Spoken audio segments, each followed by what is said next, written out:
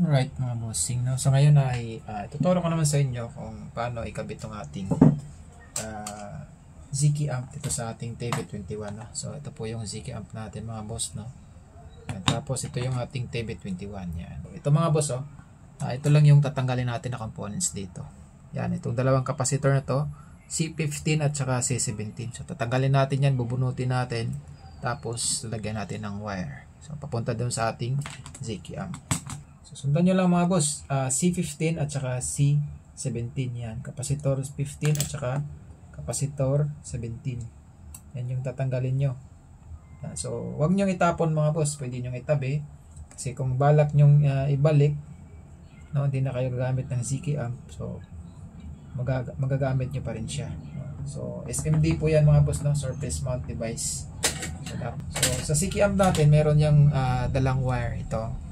So, i-connect natin dito mga boss, oh. Yan. Dito yan. Yung dalawang wire, red, white, then red, white. So, pwede lang magbaliktaran mga boss.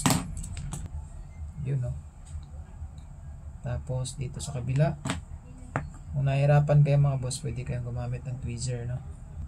Ganito mga boss, medyo maliit yung hihinangin nyo. Pwede kayong gumamit ng eye loop. So, yan, oh.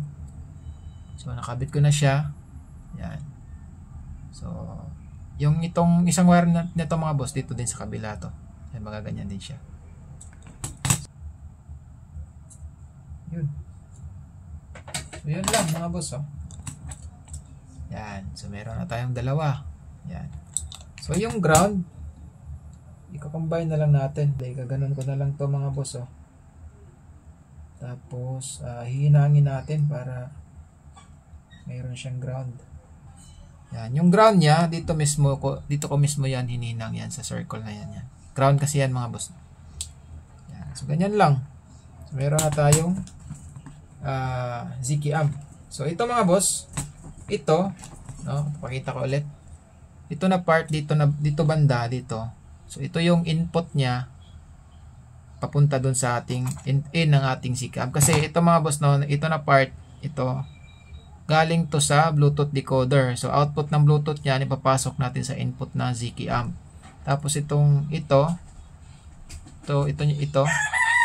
ilalagay natin to sa output ng Ziki amp. So, ipa-feed na doon sa ating crossover network at saka sa tone control niya.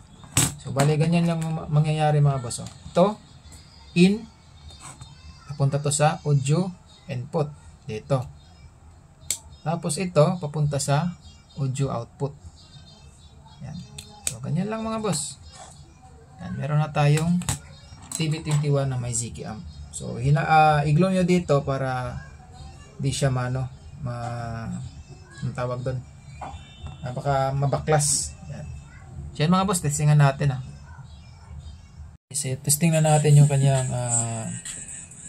microphone. So, lagyan natin ito mga boss. Kasama na to sa Ziki amp, no? So dito siya nakalagay, no? Yan.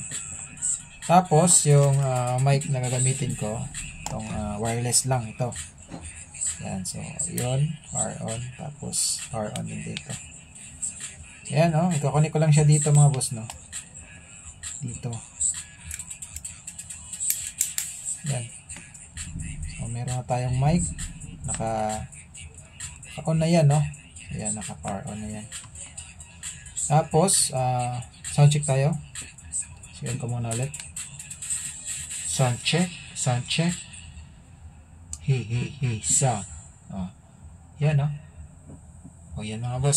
So, okay na yung Ziki amp natin sa ating TB21, no?